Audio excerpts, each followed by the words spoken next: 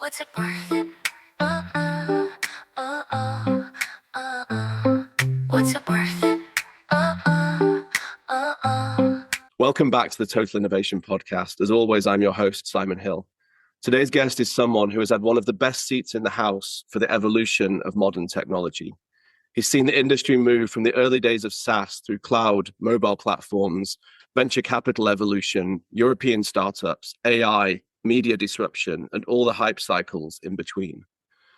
He's a journalist, founder, commentator, convener, and in many ways, one of the great connectors of the European technology ecosystem. I've known him somewhat tangentially since around 2007, when I was at Huddle and the London tech scene was still finding its feet. Back then, the ecosystem was smaller, scrappier, more intimate, and still working out whether Europe could really produce globally significant technology companies. Quite a lot has changed since then, some of it for the better, some of it perhaps less so. And that's exactly why I wanted to have this conversation. It's not just a discussion about tech journalism or startups or AI or Europe or the future of media. It's about all of those things through the eyes of someone who's watched the industry grow up, lose some of its innocence, reinvent itself, and now perhaps faces one of its most consequential chapters yet. And now with the launch of Pathfounders, he's once again building something from scratch as well. Something designed to help the ecosystem make sense of where it is going next. So today we're going to talk about tech, truth, hype, journalism, founders, Europe, AI, and what it really means to find a path. And with that, I'm delighted to welcome Mike Butcher to the Total Innovation Podcast. Welcome, Mike. Thank you very much for having me. That was quite an introduction. We work hard, but we have such esteemed guests that it's hard to distill all the great work that's gone on.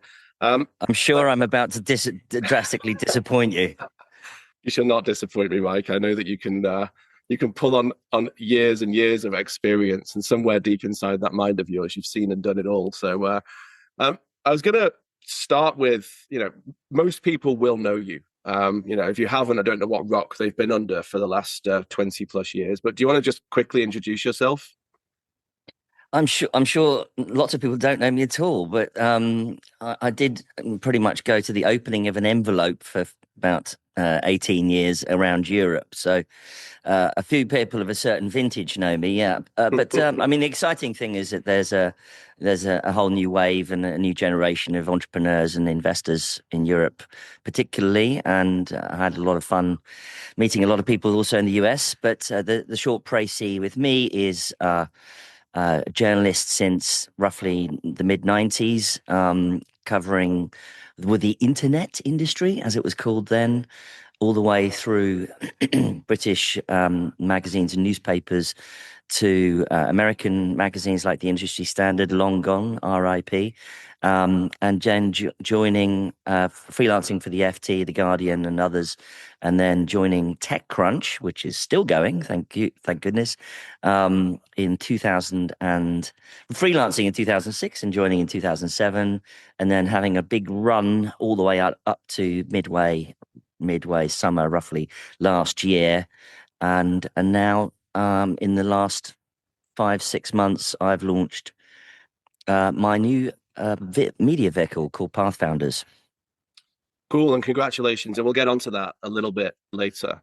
I'm going to start and focus a bit of our conversation on that sort of early TechCrunchy era, and go back to that 2007 period when we started to cross paths, and we've got a few mutual friends from those days, and some stories of debauchery and other things as well. But when you go back to that early SaaS period of in London, in Europe, and then but also the hype, I guess, that was flying around at that point in time. What does the moment today feel like in terms of what we were seeing back then? How do we draw parallels? Because I think there are some in terms of the paradigms that we're seeing right now. But perhaps there's differences as well. So, like casting your mind back, thinking about where we sit, how do you see, what we can take and what we can learn perhaps from those early days? Yes. Well, as they say, history doesn't repeat, it rhymes.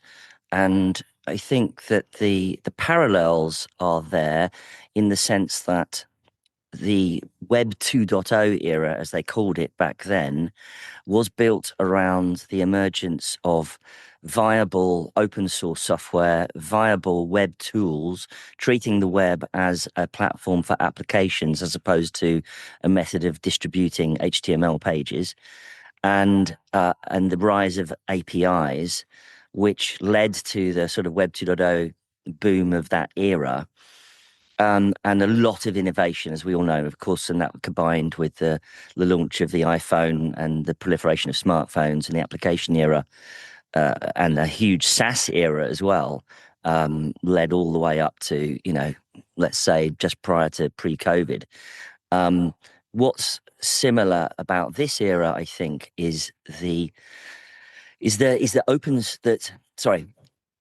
AI is kind of like a reinvention of open source. Now you can build with tools in the same way that you built with open source. There's a lot of like parallels and a lot of open source AI, let's face it. And that means that you get a flowering of stuff, startups, entrepreneurs, people just throwing mud against the wall, see what sticks. And that's very much where the era we're in again. But of course, because generative AI is just so powerful and it's changing the nature of how software is developed, and it's just amazing. And so native AI startups, I mean, some of these kids are incredibly young, actually, have never known an era of anything else. So they are building natively with AI from day one, right up from when they kind of graduated from high school or whatever, or university. So that is very interesting, very different. And I think this sort of previous, say, let's call it 10 years or 10 or 15 years, where we kind of went up to the point where to do startups, you still required quite a lot of heavy lift.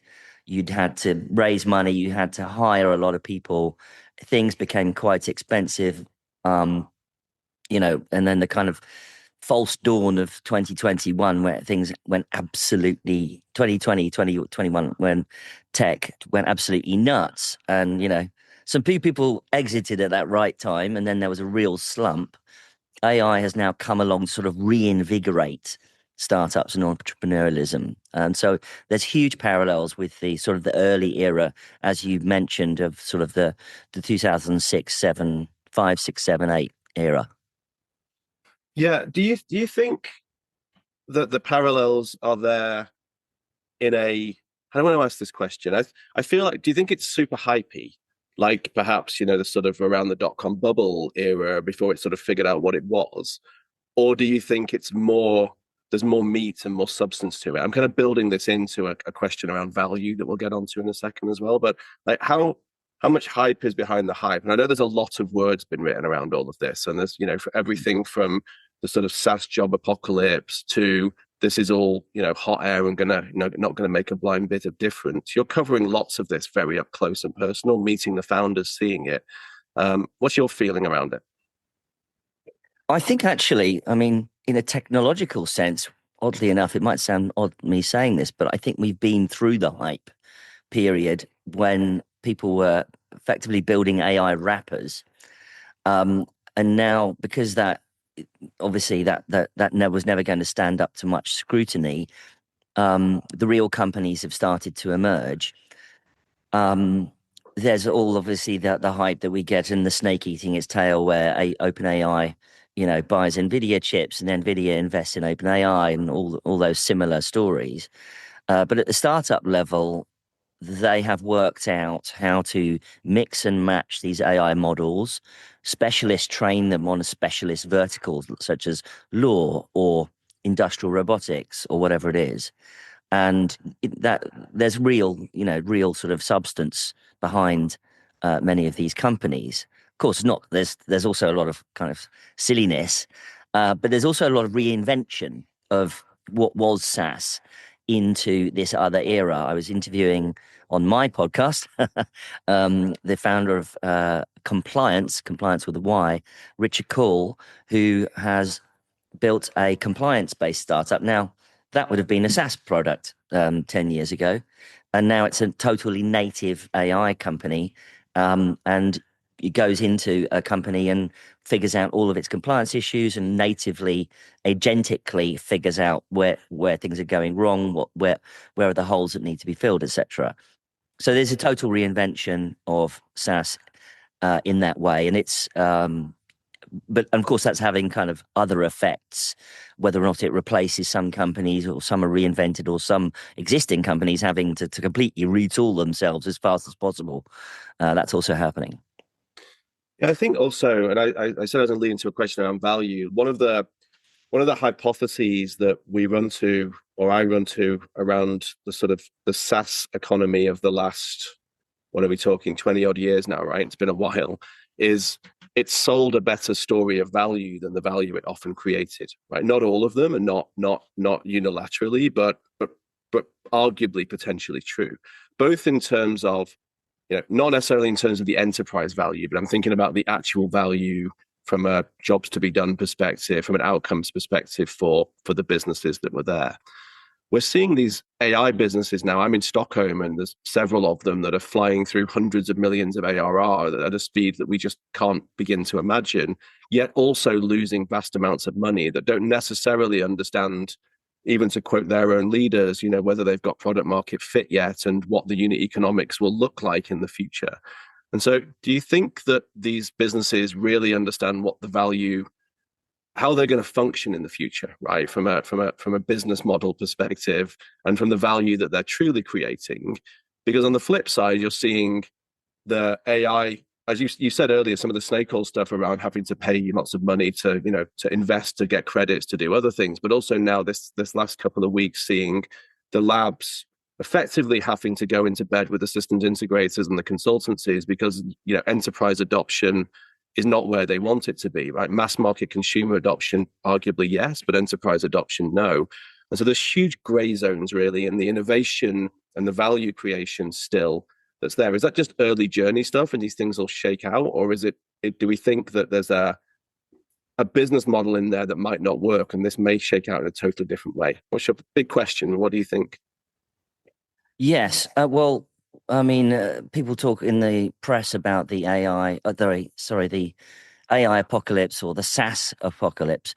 But I think in the industry, we're aware of something more like the token apocalypse, where companies are running ahead of themselves so fast, like the roadrunner in the cartoon running off the edge of the cliff and realizing there's not enough ground underneath them, that, raising money to buy as much compute as possible is a real issue, and having to give it away for much less than it's costing you is a real issue, and whether or not VC funding rounds can keep up with that growth, because getting compute into the system is a very, very different ball game than just adding another rack of servers as you did in the old SaaS days.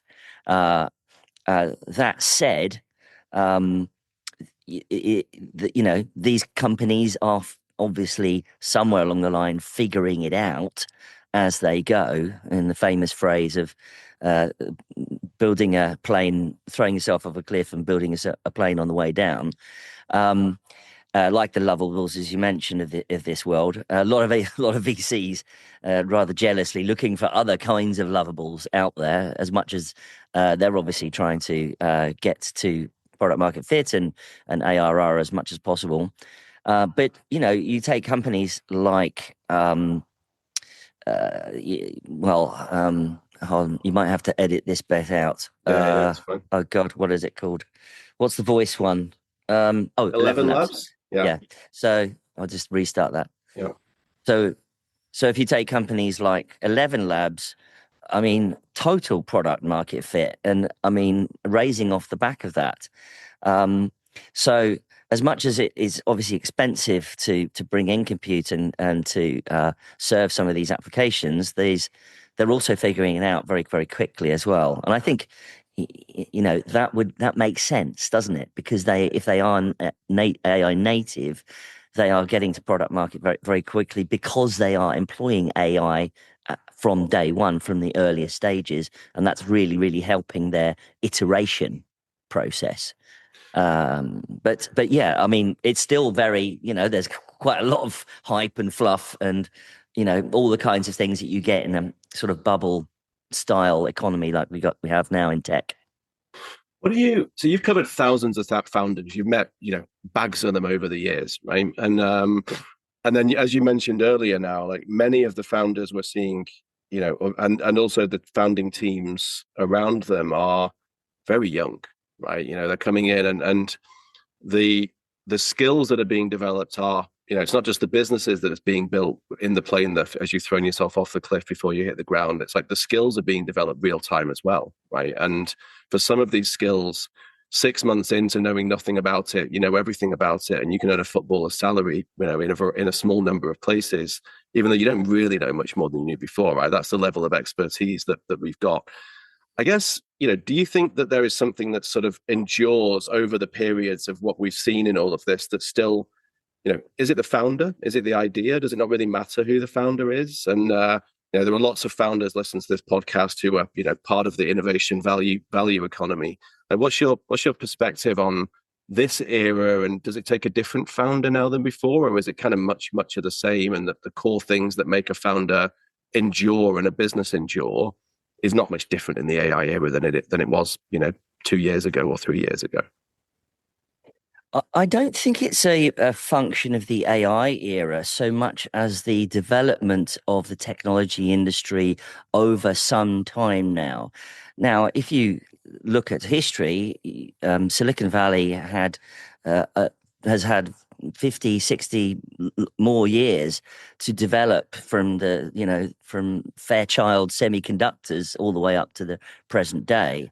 In Europe, this really kind of got going abortively in the late 90s.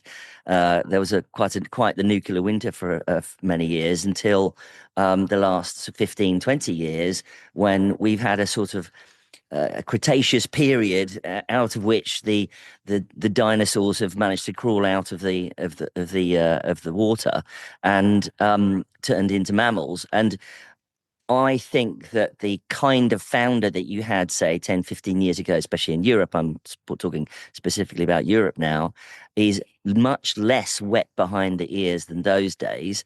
I'm not dissing that era. That was a fantastic era, but they had to kind of make it up as they went along. What's going on now is, I think you see there's so much sort of history and so much knowledge about how to do startups.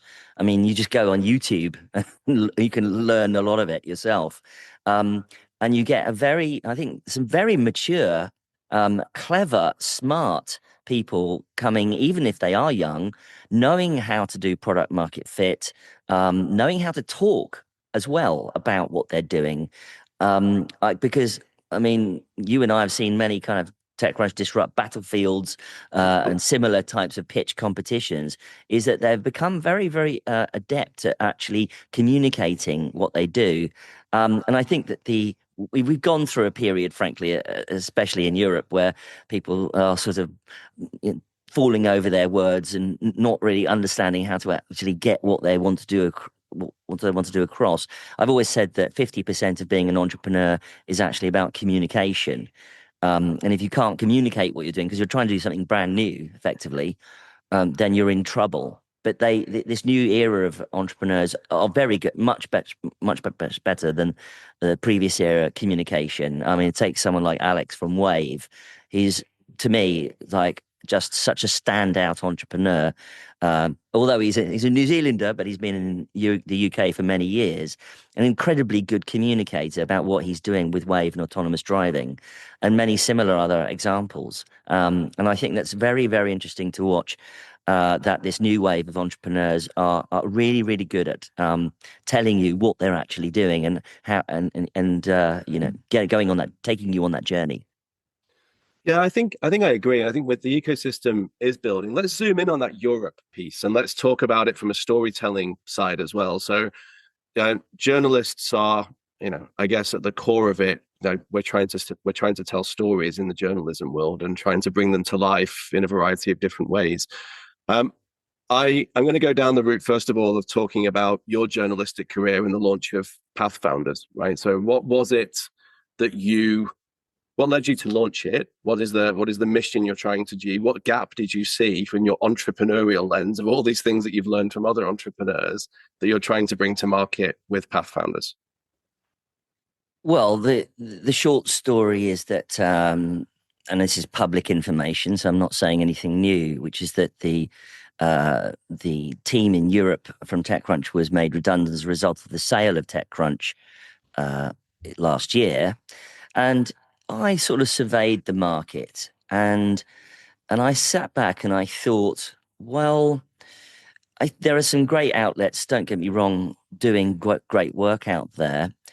But I think that there's a place now in the sort of maturity of the market to sit back and let's actually think about what's going on. Let's try and dig in a bit instead of, I think we've all been through the hype cycle of the last 15 years. And now we're going through another one, obviously.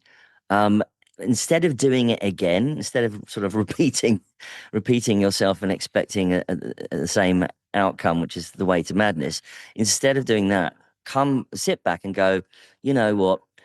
If X and Y story is happening, if these guys have raised money, if this entrepreneur's just come out the gate, if this VC has got a new fund, what can we say about that maybe is not just the typical run-of-the-mill tech story?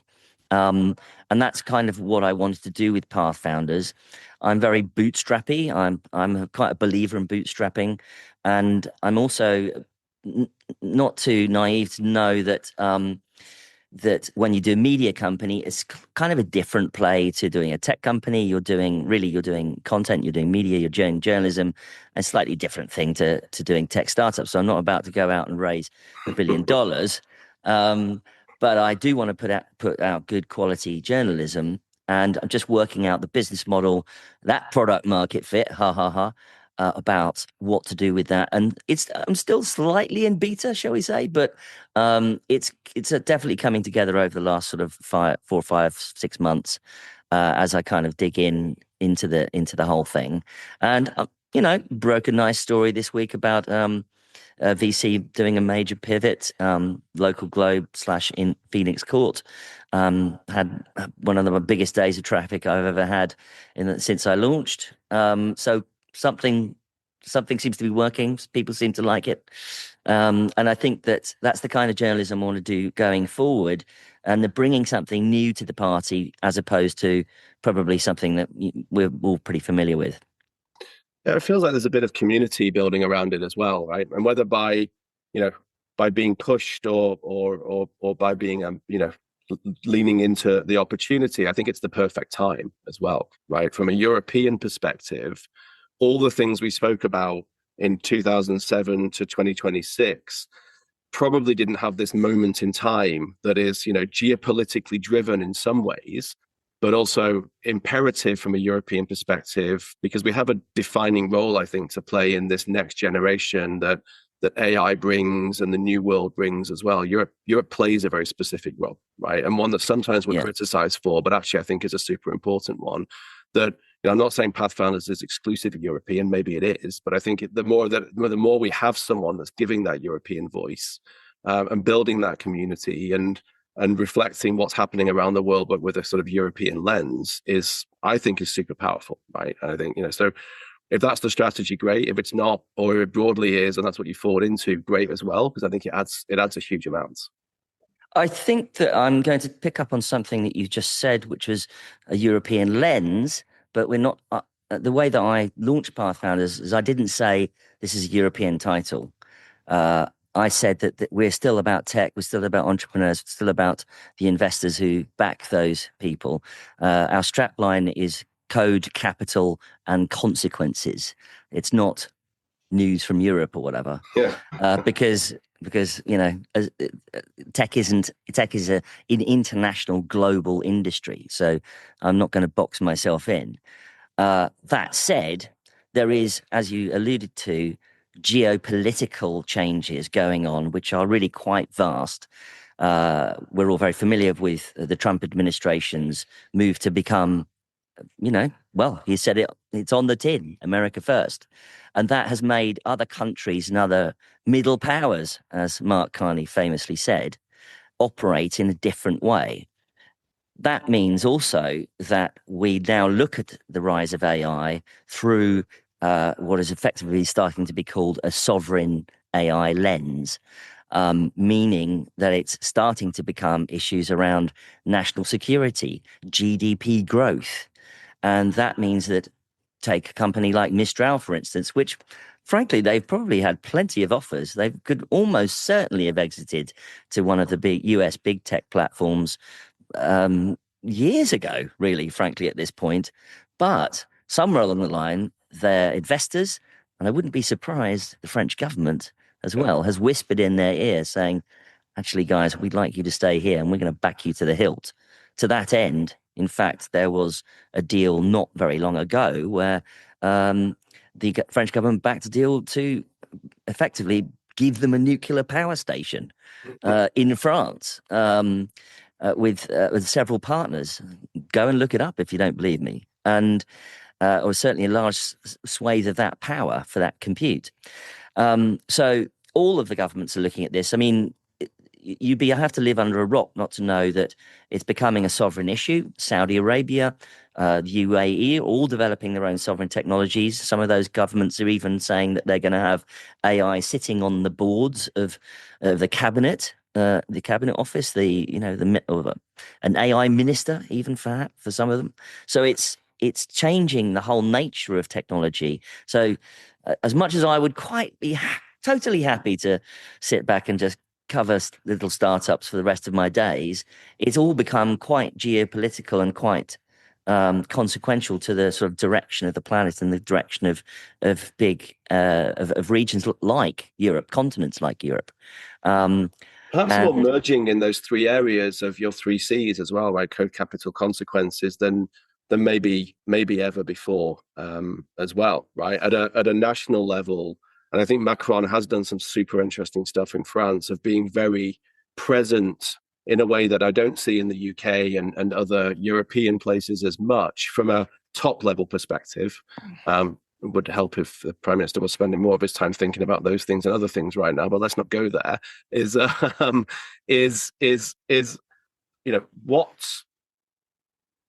What are the ramifications of this, I guess, from your perspective? And also the money's off the charts, right? You know, I was looking through the WhatsApp channel that you've got for the stuff that you're pushing out, and like the volumes, if you could wind that back a couple of years from a European perspective, the argument was always the ambition's here, but the money's not.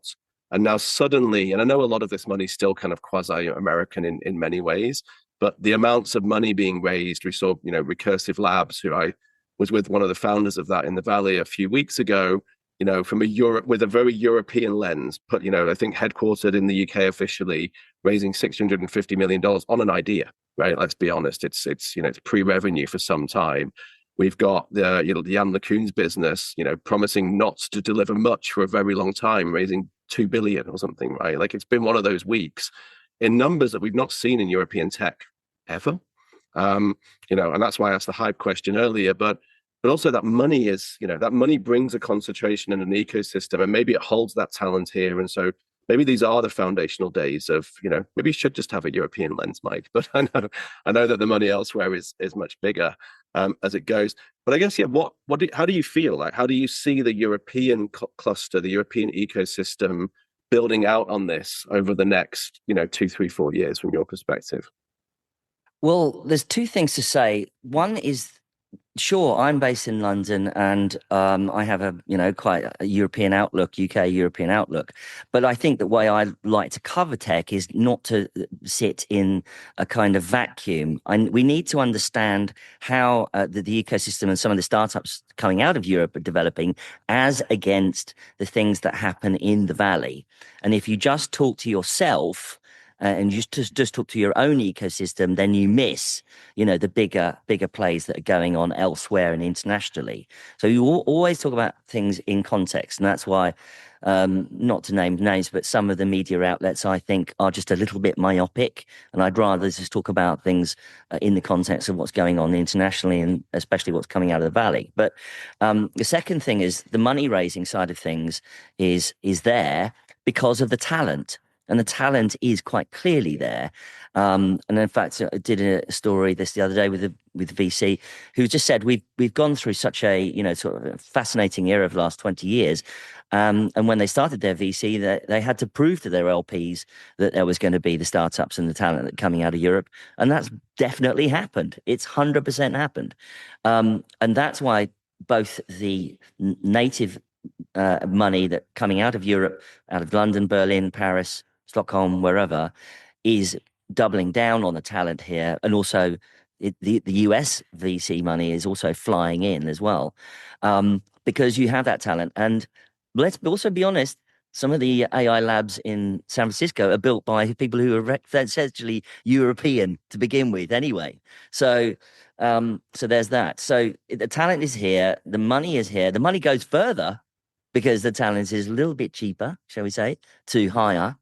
And the international impact, because they're building, real cutting edge companies, means that they'll effectively stay here. A lot of them, they will stay here. Where they IPO or where they exit is a whole other story, but they will stay here because the talent's here and the money has arrived. So you're feeling more optimistic about the European ecosystem and tech scene then? Yes, I am optimistic. I'm also a journalist, by the way, but so I'm not always going to be super, There's a lot of strange things going on right now about London maxing and saying that London's amazing. Now, listen, I get it. London is amazing. I built a co-working space back in the day for startups because I kind of felt I needed an office. And we did it in a place called Silicon Roundabouts. Yes. Yeah. And that was our version of London maxing. And it is fantastic. What we did actually did was we made the property prices go up in Old Street and Shoreditch, but there were some great startups. But we also have to be aware that a lot of the money floating around, a lot of it is US, a lot of it's corporate. OpenAI, Anthropic, Amazon have all got AI offices famously in King's Cross now. But those are corporate jobs, and those startups that are going to compete with those people they're going to have to raise a lot more money to hire engineers out of those companies. So we do need to kind of keep a level head about this, frankly. But it's quite clear that there's some great stuff going on in Europe, and I also think it's really exciting to see totally different approaches to AI emerging out of Europe. That are this stuff like this recursive intelligence approach, neurosymbolic from Unlikely AI, which I think is a highly undervalued company. So different approaches that don't necessarily require huge amounts of power and compute. And even if they do, that's coming on stream. So I think it's a really interesting time. Yeah, it is fascinating, and I'm sure they'll all appreciate those shout out of names as well. And there's a bag of them. I think it's also good to see these other clusters developing, right? Silicon Roundabout in London, sort of 2007, 8, 9, 10, 11 onwards or so. Sweden's got its Silicon Valhalla where there's a number of these different areas as well, and et cetera, right? Like these clusters now are starting to form that are actually and they're trying to pull talent in, right? It's interesting watching Lovable recruit from the US and other places, some of the superstars that have been around, US SaaS and other businesses coming and not just working remotely, but actually coming and being on the ground, right? Like taking a policy that you move to Europe, you move to Stockholm, you live here and do that work in a world of remote first and everything else. I think that's quite an important economic statement that wraps around, geographic statement that wraps around the ecosystem building that needs to happen. Because I still think it's been a bit underbaked, right? We've done some great stuff, but think of many of the great founders that grew up with us in the 2007 to, 20 era. Most of them relocated to the Valley, right? They're and they're all around that part of the world, and they've, and it's been good for them, right? But there's not that many that stuck around in Europe and UK. Maybe we'll see a bit more of that going forward. Yeah, there was definitely a British invasion. I know. I remember in the Valley 15 years ago, and that definitely happened. And yeah, and I think some young developers who are getting picked up by Y Combinator, and that's just going to happen. That's just frankly that's just business. It's going to happen. But there are still companies thinking, you know what, we're going to be part of an ecosystem that's rapidly developing in clusters like King's Cross, or clusters like in Paris near Jan LeCun's AI company, or in Stockholm around the whole Lovable scene. So that's really interesting to see develop as well. So, but obviously individuals make their choices about where they're going to go. Exactly. I'm going to move us a little bit onto some of the sort of ethics and outlook side of this, and like a bit from a journalistic perspective, and obviously drawing on all the things that you're seeing. First of all, you've got a media outlet, and you mentioned earlier, why you're doing that, and maybe some of the lenses and perspectives of other commentators. Given the narrative around AI, which is quite bifurcated, right? Like there's, super positive people and super dystopian people, and, the reality is going to be somewhere in between. But I'm going to ask you first of all about journalism. Do you think that, a very loaded question, Mike, is independent journalism more important now because the technology itself has become so powerful? Think of how much of the US stock market is agglomerated in just a small number of firms, for example. And it's similar in Europe, I suspect, if we wind forward a few years' time now on some of these things as well. Yeah, well, it's tough times for journalism, because not necessarily because of AI, although in part it is, but because the business models sort of collapsed. The traffic has gone down. A lot of that's down to AI summaries. For instance, I saw a story the other day that said that health outlets, health news and health websites are kind of collapsed because all of the AI summaries about health that appear on AI models is sucking up all the attention. People don't go to these kind of websites anymore. You've got subscriptions all over the place. So people have kind of bill shock now. Suddenly they realize they've subscribed to 15 Substacks, and they realize that they're all paying $10, $20 a month, and it's a little bit too much. So there's a little bit problems going on there. And yet you launched a new journalism company this year, so last year. So yeah, well, I mean, I'm hoping to be the cockroach that survives the nuclear winter. I'm sure you will. and be. Yeah. and which is why I'm bootstrapping and building out and doing product market fit instead of kind of going a little bit too crazy. And I'm going to be doing events. We'll also be launching something called Path Founders Network, which will be bringing sort of monetizing effectively that community that we're building out, especially of entrepreneurs. But the issue, the wider issue, as you alluded to with media, is that it does have to require still being independent. I note that, for instance, a lot of tech companies are hiring journalists to do branded content. And that's all very well. I mean, I just call it marketing effectively, but for some reason, some of these people they're saying it's still journalism. Well, I'm afraid it's not. We've seen that TBPN was acquired by OpenAI, and it is very much like a kind of bunch of football commentators suddenly being owned by the brand that sponsors Arsenal or something. Well, I mean, it's all very well. I'm sure they're very entertaining, and they are entertaining. And to be fair to them, they've said that they're not journalists and they don't behave like journalists. But if they comment on AI, I'm afraid it's just not credible anymore. Yeah. You're not credible if you're owned by OpenAI and you're commenting on an OpenAI. Yes, you are very entertaining, and yes, you can bang a gong or sound a horn, but it's not journalism. It's not. And I think I'm interested, and I think a lot of other people are interested in the real truth, the objective truth. And that's, you don't really get to it other than through independent journalism. So good luck to everybody, and, get acquired by whoever you like, but don't pretend that you're still doing journalism.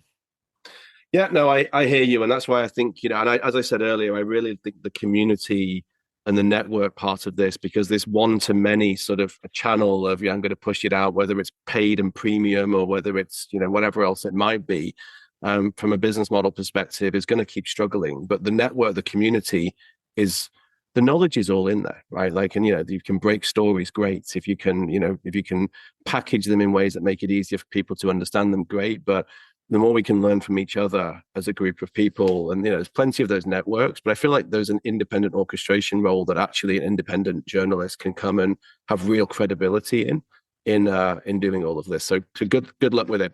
One of the words in your code capital consequences is, looks at, I guess, both those that positive and more negative aspect of things. And if it doesn't, I'm going to read into it. It does anyway. And I'm going to talk to you about both angles of that, really, and start with the more negative side of what worries you most about where technology is heading at the moment, if anything.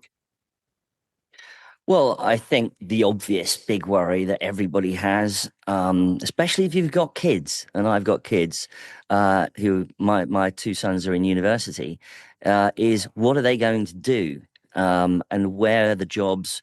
What is the world of work and the economy going to look like when we've gone through this change over the next couple of years, when AI is having a huge impact on the workforce and on how the economy operates? And are our politicians going to help us figure it out, or are they going to be very much behind the curve, and we end up with very sort of platform oligarchy where there's maybe 4 or 5 companies running everything on the planet, as opposed to maybe a previous era where it was possible to kind of, break out and do a whole bunch of new innovative things. That's a big issue. It's not necessarily the likes of a humble tech journo to fix, but and my role really, I feel, is to sort of unpack, the first, as they say about journalism, the first draft of history, to see what's going on under the hood as we work through all of this. But it is worth skating to where the puck's going to be and figuring out what we think is going to happen.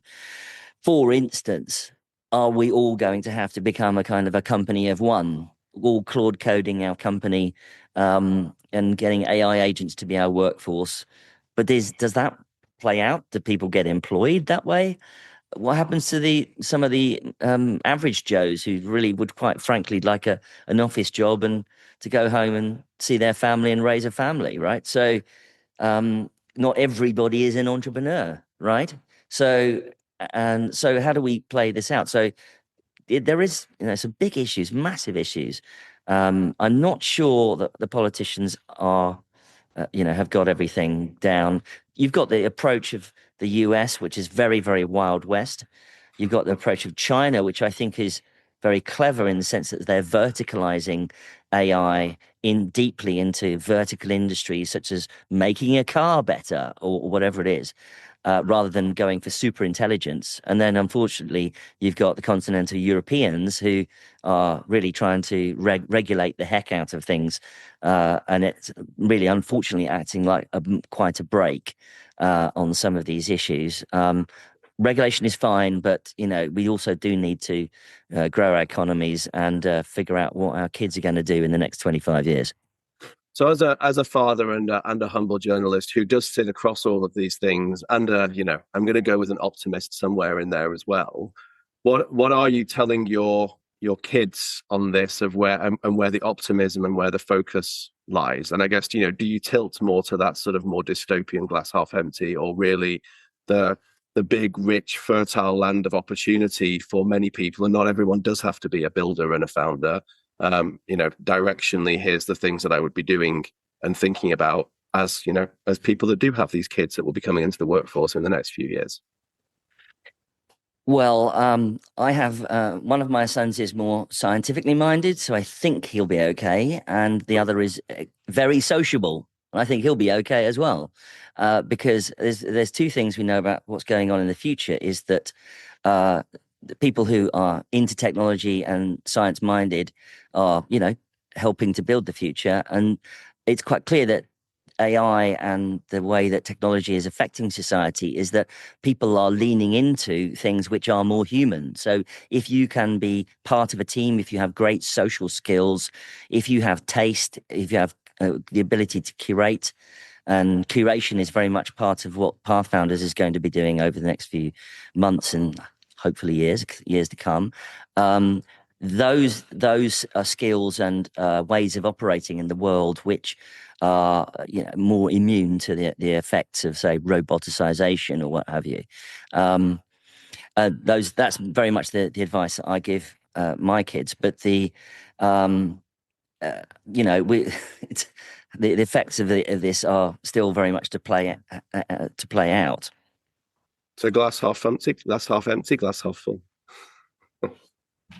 Undecided. It's very much, I think we all need to do a lot of thought experiments. If X happens, Y happens. Yeah. If this happens, then this happens. And we do have to go, and we do have to kind of like hope that, let me rephrase that. We can't just hope that it'll all work out. We have to figure it out as things going on. And, for instance, on my podcast, on Pathfounders podcast in the last week or so, with this founder who did a company around compliance, I said to them, does that mean all the people who work in compliance are now out of a job? And she said, well, actually, no. What it does is that they do their jobs better. Yes, there might be not such a big department, but those people are still there. And perhaps those people who are no longer part of that company go off and do their own compliance startup or what have you, which is why I think actually a lot of AI companies will start to look more like service companies, actually. As you said, a lot of these AI companies are building whole units to try and tell corporates and others how to actually use it and how to implement it. OpenAI famously has opened a business unit to do that, and also realizing that Anthropic is way ahead of it. So, there are quite clearly early signals on how all this plays out. We do have to really kind of keep our eyes open to all of those. Yeah, I think there's a lot of parallels as well. And yeah, I think I saw this week OpenAI even buying a European sort of consultancy type shop for some of that adventure as well, right? I'm gonna ask you a couple more questions, and I'll kind of wind us down. So I'm going to go a little bit more human nature-y and think, again, this is big picture stuff, really. But what has covering technology for so long taught you about human nature? Yes, but getting back to the leopard changing its spots, etc. There's still people in the tech industry and startups who really do want to change the world for good. And I love those kind of entrepreneurs. And then, of course, there are plenty of entrepreneurs who just want to do very well. And that's the nature of the game. But I think overall, there's been a net positive effect. And so many more people have become entrepreneurs and founding teams, and people talk about mafias now, right? There's there used to be the Skype mafia, and now there's the Lovable mafia and the 11 Labs mafia and the whoever else mafia. So it's really nice to see those people, especially those people who've not necessarily founders as well, but also those founding teams or those founding engineers go off and do things as well. So it's really, I think that's a very optimistic and quite cool thing to happen. And it just shows you also how far Europe especially has come to get to the point where it starts to have these kind of founding team mafias.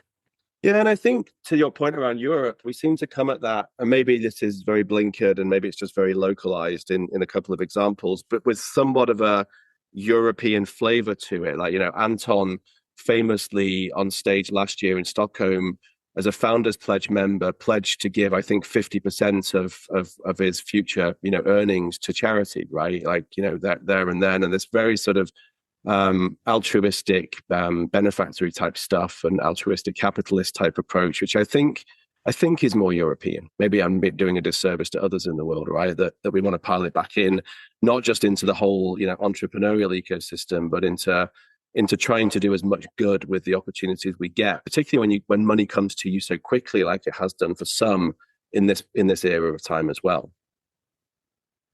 Yeah, well, I mean, you could call it philanthropy, and there's a lot of philanthropy in the US, for instance. Famously, in Europe, there's actually not been very much philanthropy because people have many of the governments are quite socialized, and therefore people think the government's going to take care of whatever it is, healthcare or etc. Whatever. So yeah, and I think it's great to see European founders being more philanthropic in that sense.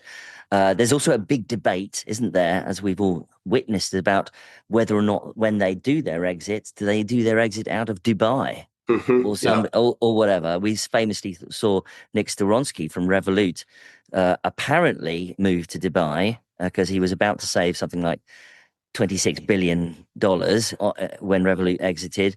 And apparently, we don't really know the full story, moved back to London and then famously suddenly got a banking license about a month later.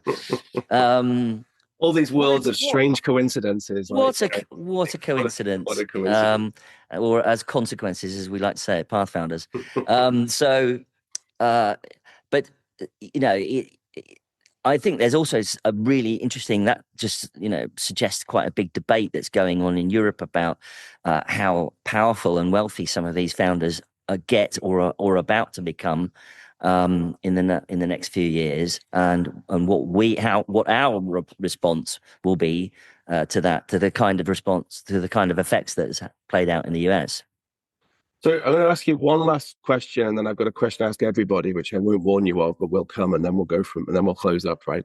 So AI everywhere. However, there is a lot of other great innovation that is going on that is not AI. And so what are some of the other topics that you're seeing and covering that you think we should be talking more about? Because yes, AI, brilliant. Yes, AI this, but what else?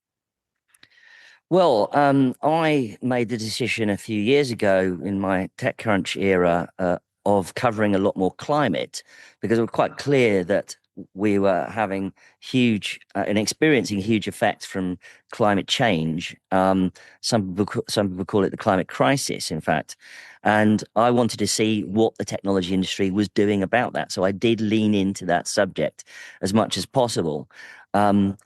Fairly shortly, it became clear that what I was actually covering was energy. And energy is just so important. And in fact, there's some very interesting graphs out there that show how much better off a society is when energy becomes cheap. And we've seen very interesting graphs, say, for instance, that compare China with the US, showing that China may actually be totally energy independent, especially on renewables, by something like 2050. And it's going to take another 150 years for the US to become energy independent, or shall we say net zero as well. And on current trajectory, probably even longer, because of some of the administration's decision making. And in the UK, for instance, where I live, the price of energy is just such a big issue, and it stops people doing things. It stops people having good lives, effectively. And so energy is a big issue, I think. Of course, all of these subjects and all these verticals do get affected by AI in the end, because AI is the way we get to more efficiency, more efficient batteries, more efficient wind turbines, more efficient sea power, for instance, or hydro. So, AI is always going to be in the background, and I wouldn't be surprised if, in 5 years' time, we just don't really talk about AI that much anymore, because it'll be in the way that we talked about the internet 30 years ago. We don't really talk about the internet anymore. We just talk about whatever we're doing, and we just assume it's going to falls in the background. Have an internet component. I mean, do we talk about electricity anymore? No. So that's always going to be in the background. It's always going to be affecting. I think energy, I think healthcare is still very big, obviously being affected by AI at the sort of research angle side of things. But I'm here in Porto at a conference called Sim Conference, and I bumped into an Italian entrepreneur who's developed a drug around autoimmune diseases. That's not an AI company, but I bet you it's going to have a lot of impact. Yeah. So biotech, healthcare is also very interesting areas. Much in quantum at this point in time? Are you seeing that happening there, or? Yeah, no, thank you for reminding me. Yeah, and that's also happening. And that, the way AI affects that is quite clear as well. But quantum is, such a radically different technology in a way, and is and that very much also a huge opportunity for Europe if it gets this right. Having missed the kind of AI-based model stage, it really, you can see in the Netherlands, for instance, huge cluster developing around Eindhoven. Just this week was a quantum tech company was lured to Milan, in fact, to Italy, where the Italian government actually doubling down on its quantum strategy, seeing it as its opportunity to race ahead of other European countries if it can get the chance. And again, it comes down to talent, and those universities in Europe are excellent at producing that talent. So there's plenty of other things going on other than AI. And I mean, I've covered a lot of defense technology as well in the last few years, unfortunately, because of Russia's brutal invasion of Ukraine. And I was in Ukraine a few months ago, seeing some very amazing drone technology developed there. So that's also a fascinating area. They all get infected by AI in some way. They all get bled in. I know I tried to get us away from it, and you kept pulling us back there again. But you're right; it's AI everywhere. So last question, and it's been a fascinating chat. I know we could keep going all day. That I'd like to ask everybody is, outside of the wonderful journalism that Pathfounders writes, and outside of everything else, there's often one book that's influenced someone's life around the topic that we're talking about, right? It can be pretty much anything, but I get these books and then I pass them out to the listeners in a variety of different ways. So is there a Mike Butcher read that you were like, this whether it's early in your career or one you've read recently that comes to mind that is, I highly recommend this book? I'll tell you what, I'll take that challenge. I've got a couple of books that I really often sort of think about.